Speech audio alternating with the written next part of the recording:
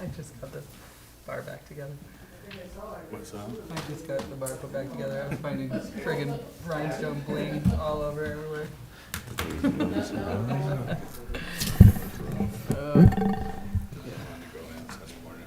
They did move us around. Yeah. So Miss Tish is at the end now, huh? See if it helps. No, I think Tish is not gonna be here, so that's why they, Oh, squeezed them in. yeah, or she's on Zoom.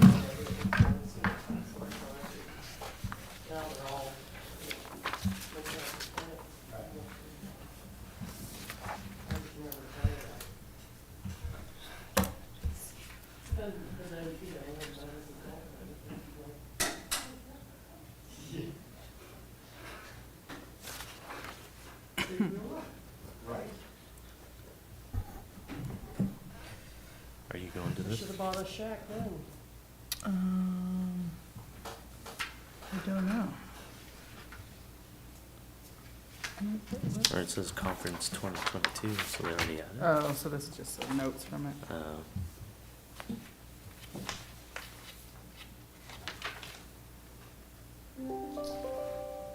yeah, it's just the handout. This was at the one we were at. Okay. Right. So do you think this happens a lot? Yeah. Does it?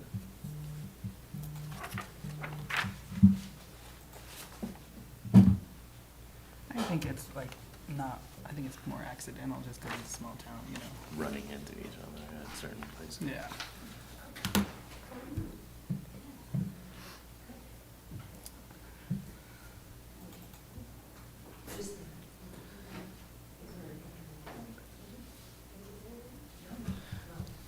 Yeah, because I usually see most people just say, hey, what's up? And then Oh, I've had people come in the bar. have you? I'm like, Is that a little awkward? So what do you do? Sit I just down? tell them that if you're here to buy a beer, that's what I do. Trying to figure it out. But like otherwise. Because don't talk to me Yeah. about it. Do you want to talk about that beer? It We're just good. seemed like it took a very long Yeah, time I guess I never to get thought in. about that so one. I've had it Road happen a couple ties. times. Took a very long time. It's just you, it's just Nicole. and Just that's it. like I said, I've been watching the staking in the circuit. It's like, man, that's me. I rammed in there. You wanna come down to the 81122 party? I saw that, I was like, that'd be nice. It's an interesting idea for a Yeah, party. never had it. That'd be nice. Good stuff in the hardware store. At least I'm gonna bring the nieces and nephews down. Right. Probably take a nap in the lawn. Yeah. Can't play I can't watch movies. Got back from, we went to Rhythms on the Rio and got back yesterday. I was like, I heard that was fun. Very fun. But Oh, the other one I've Yeah. done for every year is Exhausting. We went and saw Michael Fronte and then saw Imagine Dragons and Macklemore. Oh, you did? I heard that was a great show in Albuquerque. Yeah. Michael Fronte was in Santa Fe. was and then, Albuquerque for- yeah. Yeah, I heard it was a great show. I have one of my friends. She was Macklemore was like, awesome. she was like, I didn't think I was gonna like it that much. She's like, I took my teenagers, you know. She's like, I was jamming out. Yeah. And Imagine Dragons is good too. So, Oh, but the weather, you fought the weather because it would rain, and then you have like the blanket over you, Yeah. and then it goes away, and then it would rain Tag, again. and by the 13th, they're all going to so they sure bumped up. What was it, like $47? not at all. And they did it at the big park, and I love Santa Fe. Such good food.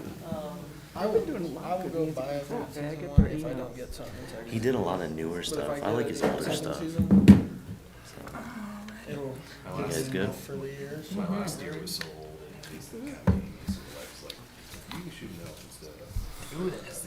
Yeah. It's kind of mindless, but cool. All right, it is 6:30. I'm calling the meeting to order. Roll call, please. Commissioner Evans, Present. Vice Chairperson Gadd, Here. Commissioner Nelson, Commissioner O'Shea Heidinger, Here. Mayor Tarkington, Here. Commissioner Snooks, here. Chairperson Nyberg, Here. 6 present, 1 absent. Thank you. Would everyone please stand for the Pledge of Allegiance? I pledge allegiance to the flag of the United States of America and to the republic for which it stands, one nation,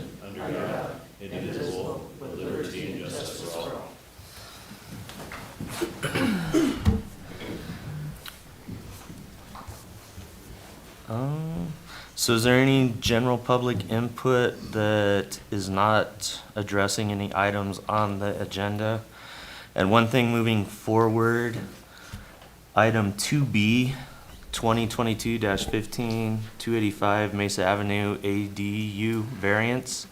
We won't be moving forward with that tonight for some reasons that the property owners haven't been able to provide paperwork to the town, so we're gonna postpone that into the next planning commission meeting, September 13th, is that correct?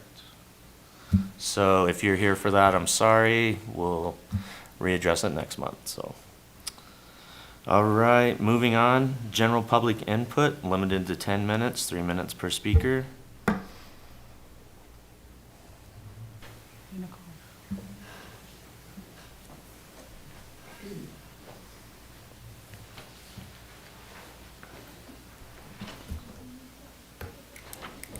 Okay. Julie Blanchard, 627 Louisiana Drive, Bayfield. Can you hear me okay? Mhm. I don't know if I'm speaking into these or not. I'd like to thank Kat Katzos for her questions presented in her letter to the Planning Commission and the Board of Trustees regarding Ironton annexation and zoning. I also have some concerns about how the increased traffic will be handled on Bayfield Parkway at the intersection of 501 and the Parkway. It's the main intersection into our town, and it has challenges for the current traffic as it stands, and will need significant improvements to handle additional traffic created by the recently approved developments as well as Ironton.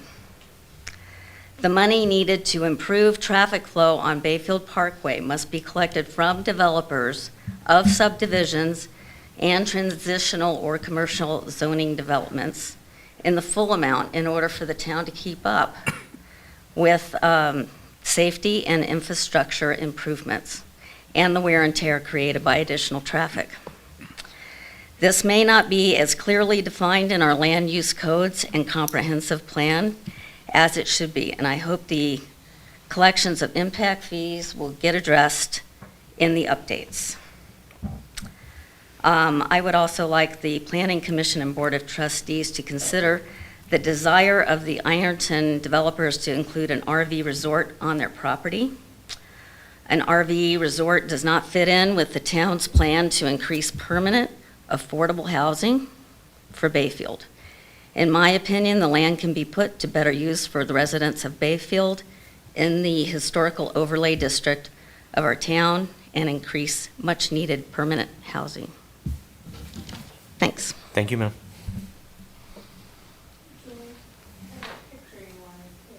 Yeah, that's for later.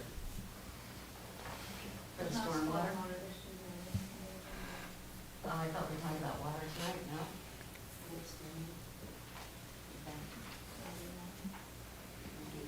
Well, it's not pertaining to anything on the agenda, can I? The general public input. Oh, sorry. Okay, sure, yeah, if you can pull up the slides for that, that would be great. Ms. Blanchard asked me to show this picture. So I know that this is a work in progress, or at least I hope it is.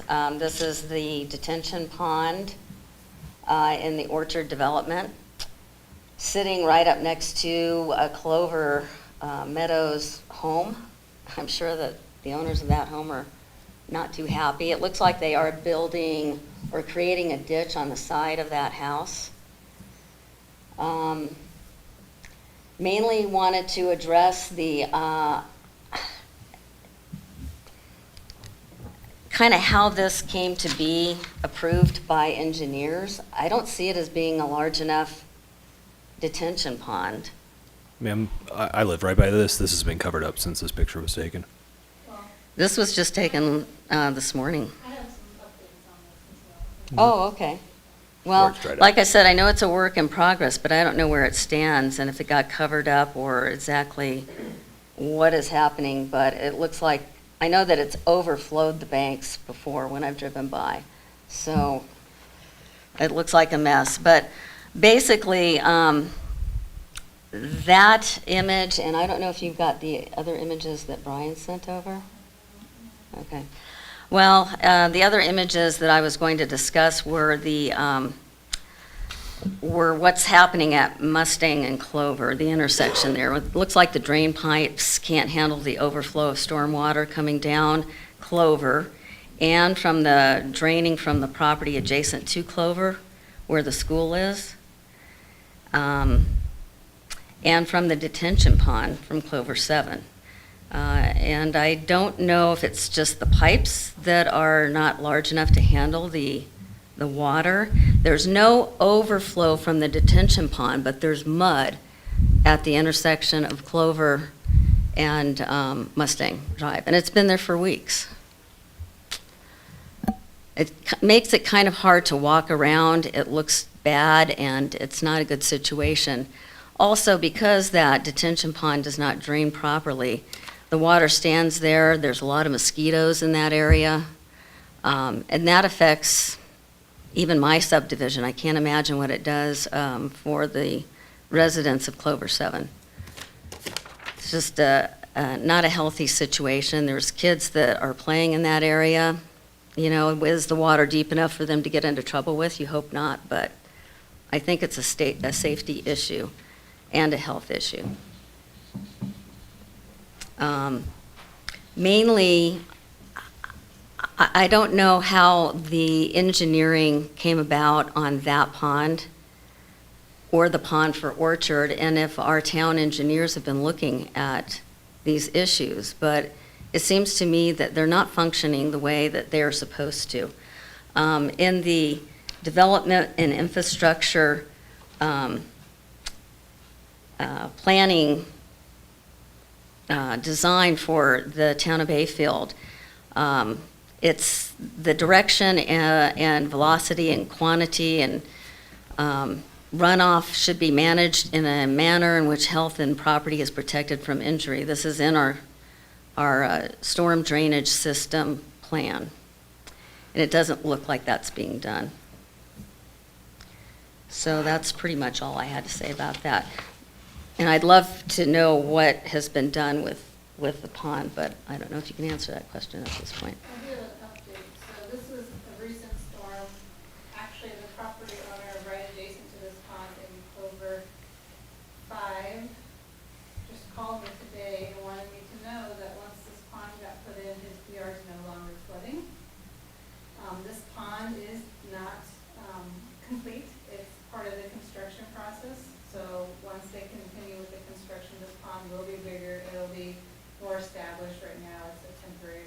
But the neighbor did let me know that the pond helped have from the water running off from these properties. Historically, onto his property, this pond actually prevented that. He didn't have any water this last time. So it actually did do its job. Great. But again, this is a temporary situation that you're seeing because it's under construction. There will be a final pond at that location.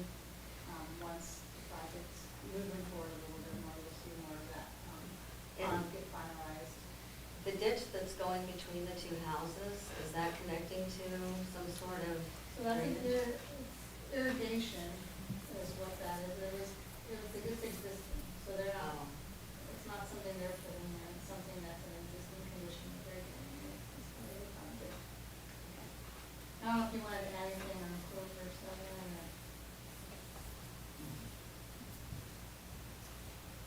or. Do you have anything to add about that one?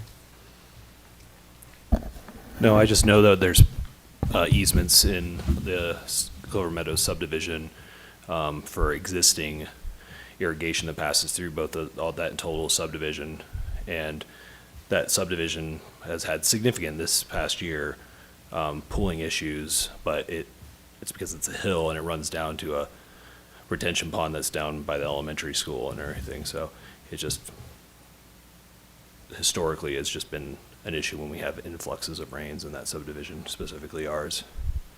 So none of the neighbors have really reported, minus one who has a basement, any major property issues associated with that. So. Thank you, sir. Kat Katzos, 525 Dover Ranch Road. I'd like to spin off of what Ms. Blanchard just said. So it is a well-known fact that we have storm drainage issues in this town. I'd like to know if we've always had contracting engineers, and if by chance they happen to also be the development engineers. There is a basic conflict of interest there. How much are they looking out for us if they're contractors? Are they looking out for us? Are they doing their job? There's new engineering designs for what climate change is now posing to us. The fact of the matter is, and the scientists have been right time and again, and they're proving it right, that we're not going to have snow. We're going to have rain, but not a lot of rain, only intermittently, and it's going to be a ton of rain. So our infrastructure already is weakened and affected. You're hearing stormwater issues on a regular basis, and how we're holding these developers accountable and how we're ensuring that the engineering of these detention ponds is set for future development, future climate issues. How are we addressing that? Because when we kick the can down the road, we as citizens pay for it. Our last meeting, you had several residents complaining about what has impacted them through detention ponds. So these are worth considering, and who's reviewing the engineering and verifying that they are looking out for our town's best interest. One other thing, there's a way to also have the developer respond to these detention ponds, and it's known as building a rain garden. What they are is they're stormwater plants that help to mediate the flow of water and absorb the water into the detention ponds.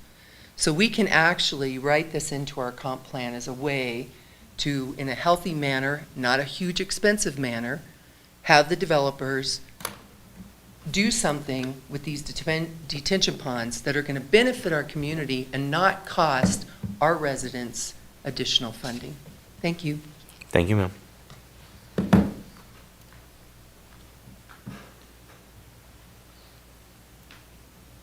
All right, moving on, if there's no other public comment. 1E, Planning Commissioners Disclosure Conflicts of Interest. Is there any? Seeing none, I'll move forward. I'd look for a motion to approve the agenda. I would make a motion to approve the agenda, but removing 2B from the agenda. A second. Roll call, please. So that would be 2B and 3C. Oh, sorry. 2B and 3C. A second. Roll call, please. Commissioner Evans, Yes. Vice Chairperson Gadd, Yes. Commissioner O'Shea Heidinger, Yes. Mayor Tarkington, Yes. Commissioner Snooks, Yes. Chairperson Nyberg, Yes. all in favor. Thank you, ma'am. Moving on to the public hearing 2A, 2022-12, Ironton annexation and initial zoning. Ms. Nicole? So this item is back in front of you. What was determined is when the annexation petition was issued for, or was submitted for this Ironton annexation project, the applicant was still in process of closing on the properties and hadn't finalized that. And so for state statute requirements, the applicant, because he's the only one that signed the annexation petition, he had to be full owner of the properties, and so we need to go back, for a process sake, we need to go back through. Once he closes the properties, we went through and had another annexation petition in front of the Board of Trustees. That was last month, they accepted that, so really, this presentation tonight is gonna be exactly what you saw a month ago. We're having take two. So the decision that was made a month ago is no longer valid, and we're going through the process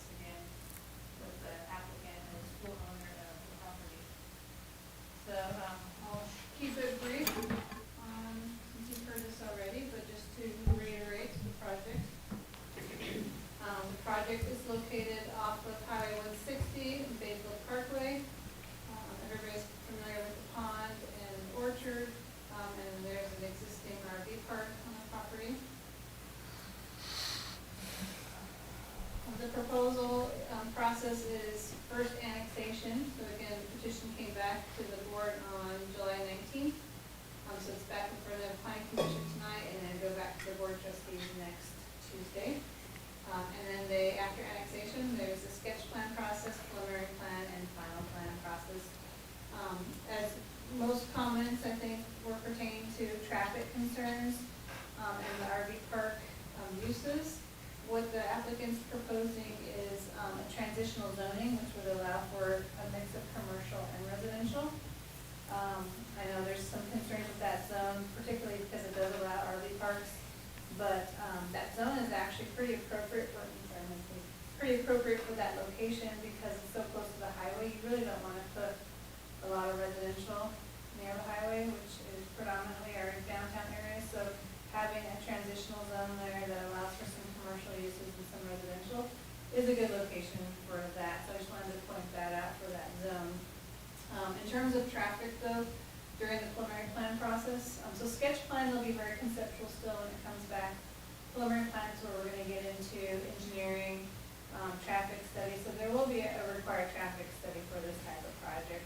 And that will give us more information. Right now, we don't have the answers to what the traffic's going to look like, or what the impacts are. So as we get further into that process, we'll have a better understanding of that. So there are a lot of steps still that we have to go through for this project. This is just the Colorado revised statutes. Right now, we are, so it is 1/6 contiguous to town limits. It is capable of being served by town utilities. Right now, it is served by town sewer. They are within the 3-mile plan area. They did submit the annexation petition, and then the resolution was created by the board of trustees. They have been proper notice, and they provided an annexation impact report. So tonight is the hearings, tonight and next week, and then we would finalize the annexation, the ordinance, and the annexation agreement, and all that would get recorded. So that's the annexation process. Again, project 8 parcels, approximately 21.7 acres. Transitional zoning is what they're proposing. Potential uses, again, there's no guarantee that these are going to be the uses. This is what they're looking at right now and studying. But again, traffic could say it's too intense. We don't know. So that's the process that they'll be going through. But RV park hotel and then some residential duplex rentals is what they're looking at. And then the plat, which I did print a large copy for each of you.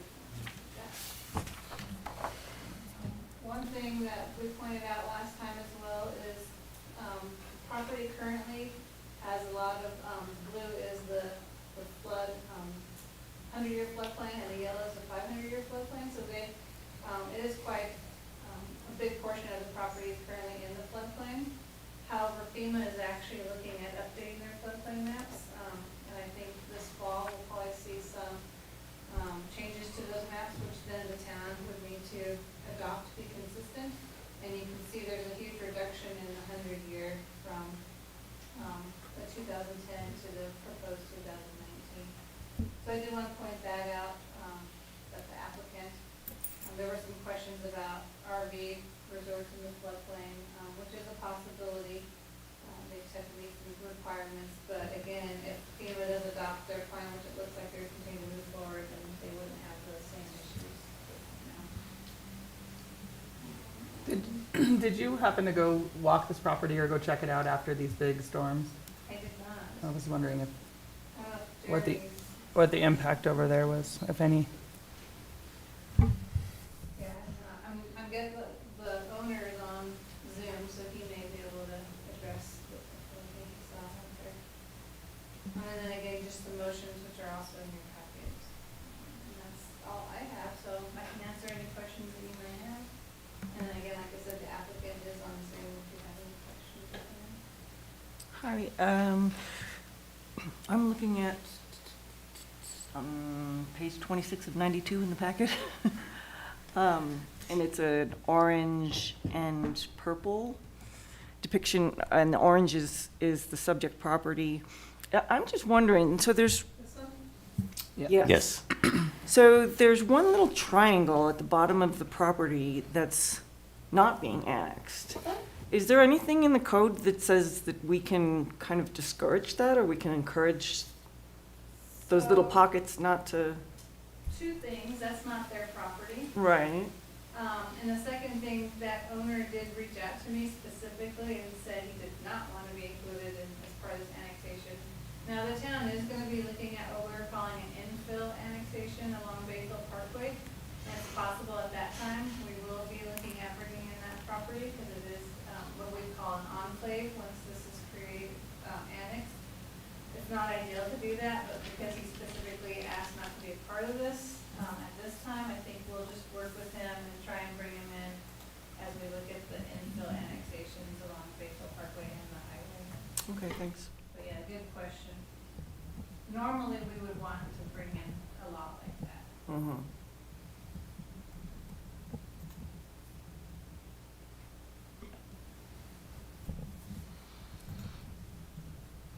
Is there any other questions?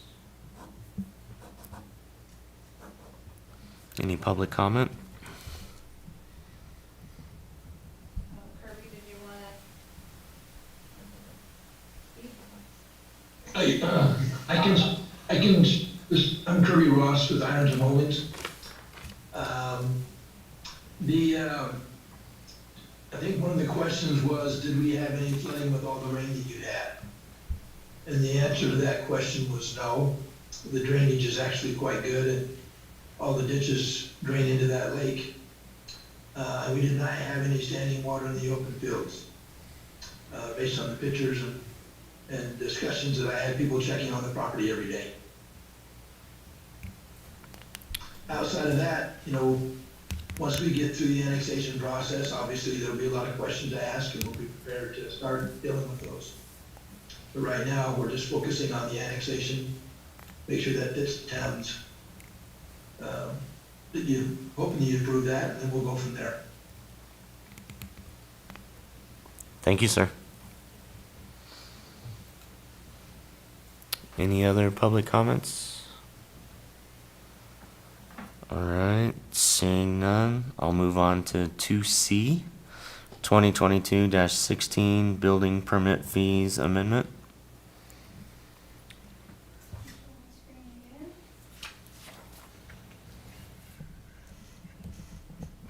So this, we started talking about building permit fees, if you recall back at the May 31st joint work session with the planning commission and the board of trustees, it was on the list. Just as I started reviewing the fees when I got here, they were quite low, and what I was finding was the time that staff and we do have a building inspector consultant, we have a plumbing inspector consultant, and the average time it was taking all of us to review permits, we were not recouping that cost in the cost of that permit, and therefore the town was subsidizing the building permit process. And so wanted to take a look at that. We're not asking to change it a lot. All we did was look at some math and say we really just wanted to recoup what the town is spending for especially our contractors each month to review and inspect building permits. And so I kind of wanted to walk you through the analysis that we did, so that you have a good understanding of what we came to. What we're looking at is commercial, keeping it consistent with the International Code Council, which every 6 months or so they put out a new permits for commercial, specifically evaluation and how to calculate permits based on current construction costs, inflation and things like that. So their numbers are pretty accurate every 6 months, and so we just wanted to remain consistent with that data. That's nationwide data for commercial.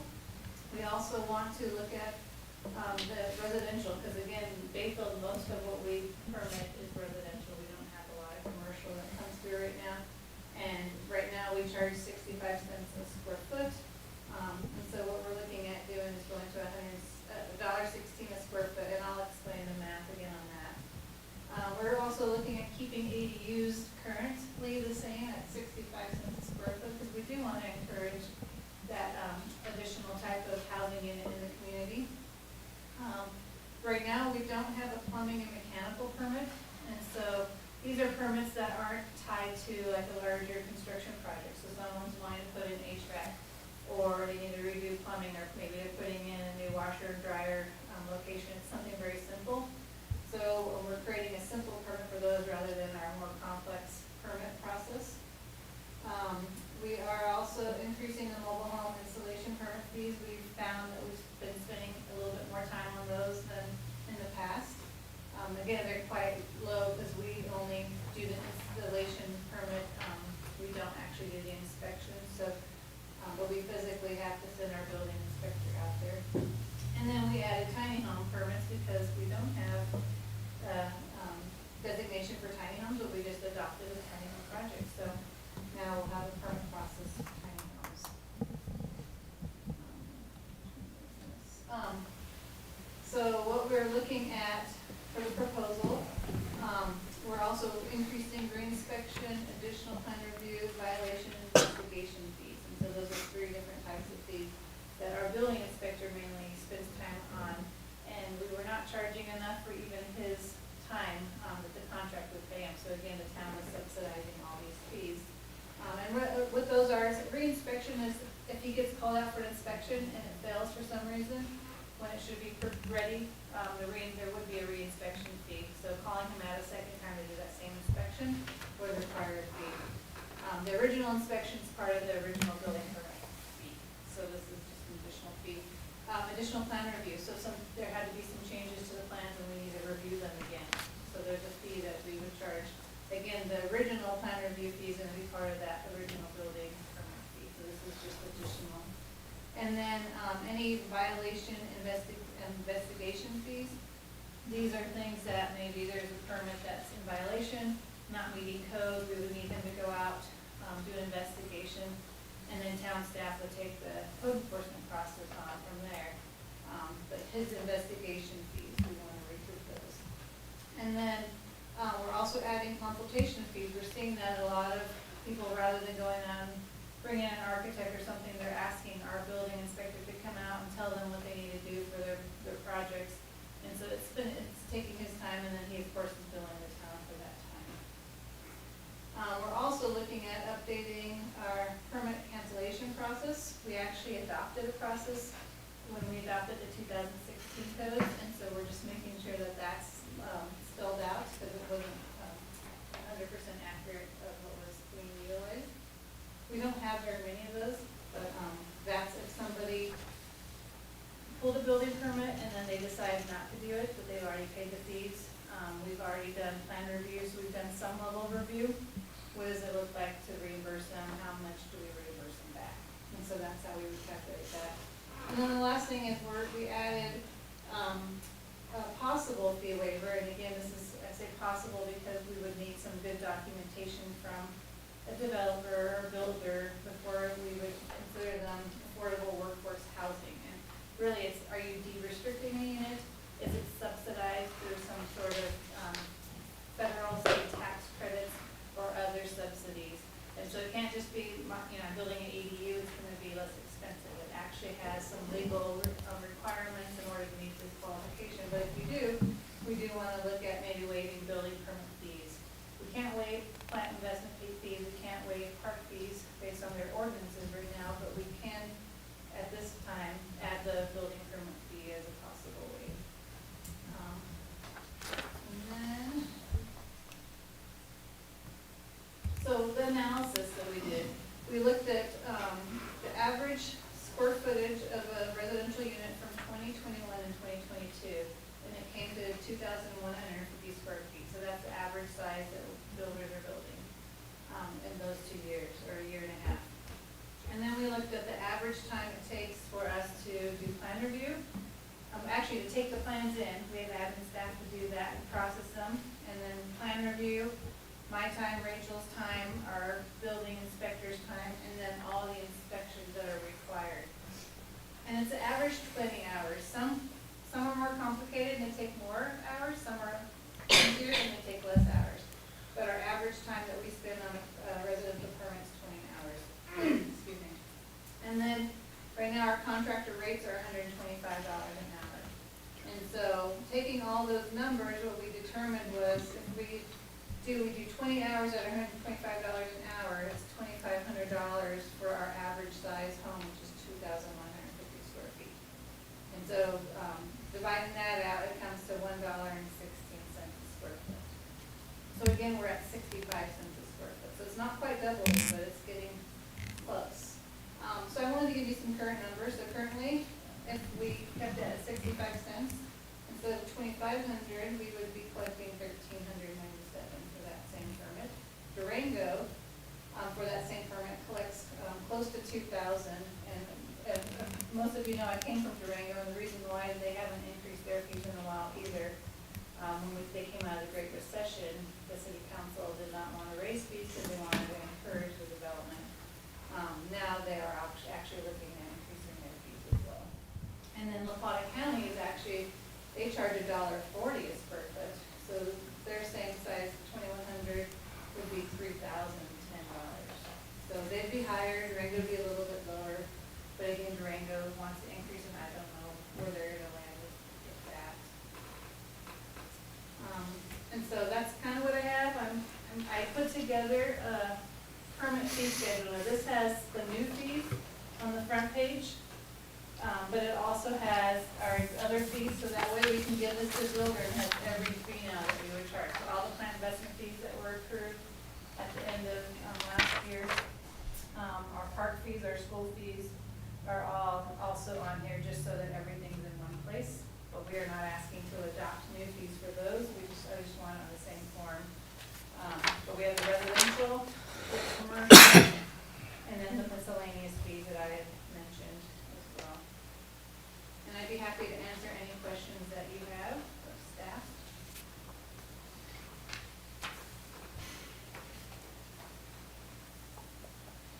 Any questions from the board?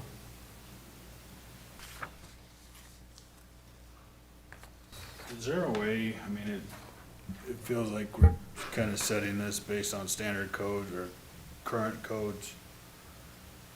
With some of the newer codes, there's a lot more inspection, a lot more stuff you have to look at. So I feel like that time's just gonna jump in the next year. So do we have to go through this process every time you need to increase this fee schedule, or is there a way to set it up where that can be done administratively? Fees have to be set by resolution, so it'll be the same, you go through it. But anytime you adopt a new code, you should be re-looking at your fees. In 2016, when they adopted our current code, they did not update fees. In fact, I can't even find the resolution or an ordinance that even adopted the fees. And so we're cleaning that up too as part of the process. But we are looking at the 2018 codes. We're talking to the county and our building inspector. The city of Durango just adopted them and trying to countywide, trying to be on the same page with everyone else. And so we should look at fees again in 18. It's possible residential won't change a lot for us. That just really, again, we're not trying to make a lot of money on it. We're just trying to recoup the cost. And so if our cost is similar, depending on how many inspections are added, it could be very similar to where it's at. Might go up a little bit. And then commercial, of course, will continue to change as the ICC valuations change. But yes, you will probably see this again when we're looking at hopefully getting the 18 codes in front of you before the end of the year for if you do adopt them a January 1 implementation. And so we would be probably side by side bringing in a new fee schedule. But again, hopefully it won't change too much now that we're catching up to where we should be. I know, like, the state of Colorado building permits, they adjust every year based on profits or loss, or I don't know exactly their matrix to come up with it, but Yeah, I tried to keep it's kind of hard to simple. determine. Yeah, some are harder. The valuation's a little bit more tricky, so I think for residential, we just wanted to keep it simple, and like I said, just kind of recoup what it's costing us to do the process. So the tiny home, we were talking about it before. If someone is building it somewhere out in the county, they'll be going through the county inspections on that. But this, is there another, when they go to hook it up, say at Marlin Village, there's another inspection, or there would be a permit for that? So Okay. there's a couple of things with tiny homes. It's a moving part right now because There's a new House bill that the state just passed that will require tiny homes to be inspected through the state, just like mobile homes are. And so then the state would issue them like a sticker. And so, but that doesn't take effect until July 1 of 2023, so next year. So between now and then, we have to figure out the process for the tiny homes. And so if it's built in Bayfield, we're gonna treat it like an ADU. So Okay. it costs the same as an ADU, our inspector will inspect it just like he does an ADU. If it's built anywhere else, county, another state, we're gonna require them to prove to us that it is safe to live in by having a third-party inspection. Which is pretty common if there's something that's built somewhere else and the inspector can't see, like you tear out the drywall to see what the framing looks like and insulation, all that. If you can't see that, then you usually will have a third-party inspector come in and certify that. And so that's what we're gonna require if the AD is not built in the town limits. And then July 1, it all changes for us. And it'll be very similar to mobile homes now, where it says after state approval. So we still have to issue them a permit to come into our community and be permanent, Okay. but it's a lot cheaper because we're not doing the inspection. Okay. The state is.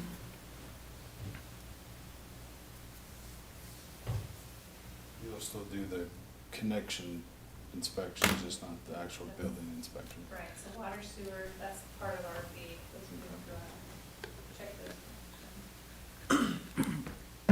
Okay. And the waivers you were talking about is what we talked about a little bit last time, like a reward for building affordable housing? Mhm. Yep. And again, it has to meet a certain criteria to be affordable. I think you'll see, we'll try and codify some things in the land use code with some specific language as well.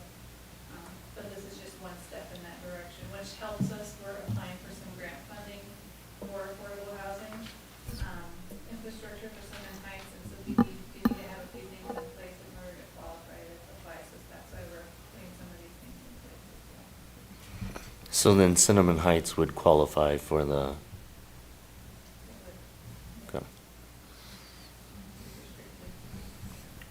And again, you know, we know that that's gonna be a requirement for Cinnamon Heights because we're leading the process, so, yeah. Any type of project like that, that's gonna have that deed restriction. Or again, the subsidy, usually the rentals are subsidized and then the for sale is a deed restriction. Typically subsidized. Is there grants or anything available to help offset that cost? I mean, if it's still costing the city, costing the town Yes. $2,500. Yes, there are. In fact, we're applying for one right now that we're gonna be bringing to the Board of Trustees for their approval, that we can actually ask that even waive tap, they would cover tap fees, because again, like I said, our plant investment fees, we can't waive. If they're waived for some reason, we have to, the general fund usually has to pay for it, because they're an enterprise fund. So you can't just waive them, somebody has to pay towards it, and so we're gonna ask for some grant money to help cover those costs as well. So we're waiving them, but it's still going into that fund, it's just through a grant. And that's how, I was researching Fox Farm, and they actually got a grant to pay for their plant investment fee, so their water and sewer was waived there through a grant. They grant paid the towns.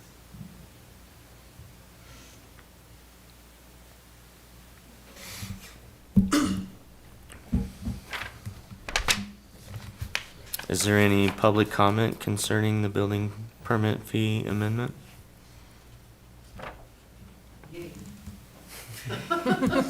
I have a thumbs up from the audience. Yay.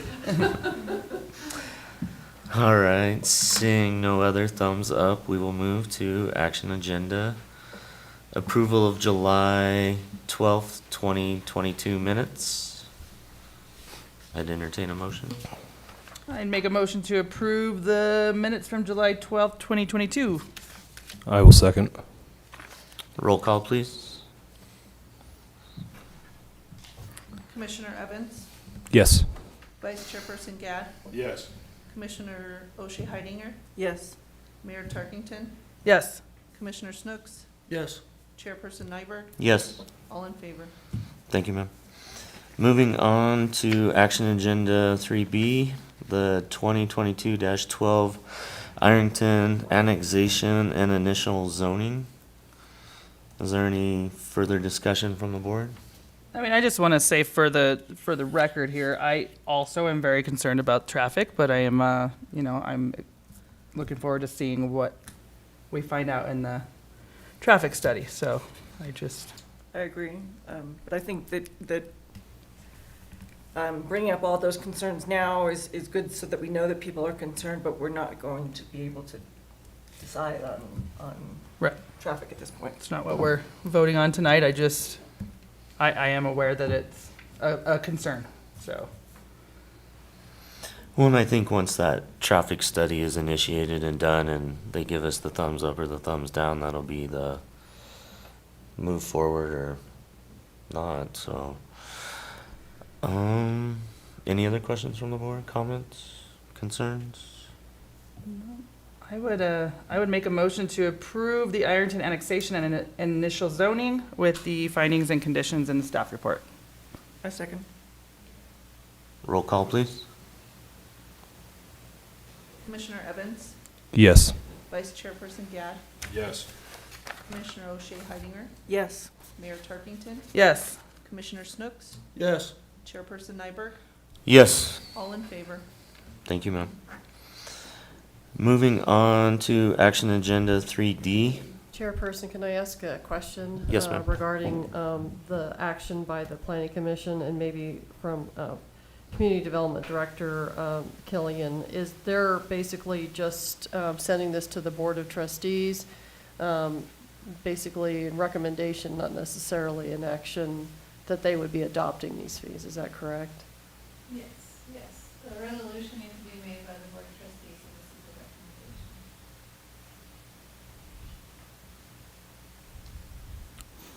recommendation. Thank you, ma'am.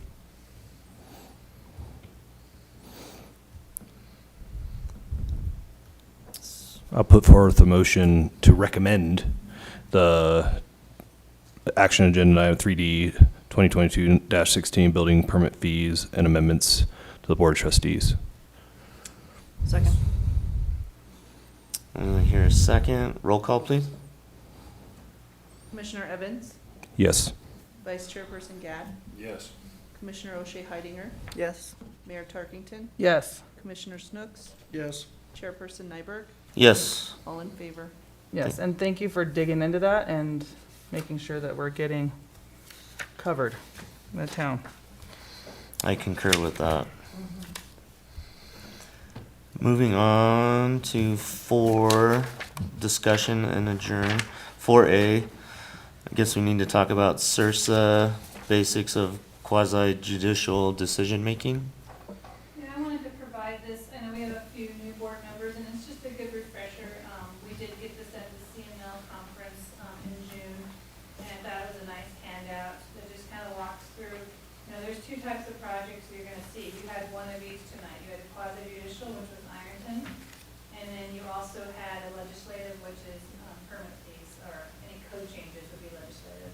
And in quasi judicial, essentially you're the judge. And so it really just walks through, we're a small town, making sure that the process stays pure in terms of, there's a lot of things that I think may be concerned when you show up at the grocery store and someone starts talking to you about Ironton versus, building permit fees. They're very different process, and how you handle them. So I just wanted to give you this, I know our town attorney, Goldman would, if you ever have questions for him, we can get in touch with him.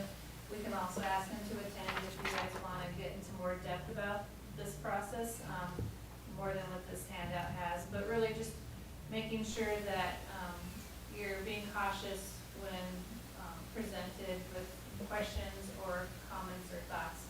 And especially if someone just comes and tells you they don't want to see the project, you should disclose that with the rest of the board members, so everybody just knows that you did talk to somebody, you didn't tell them anything, but that they approached you.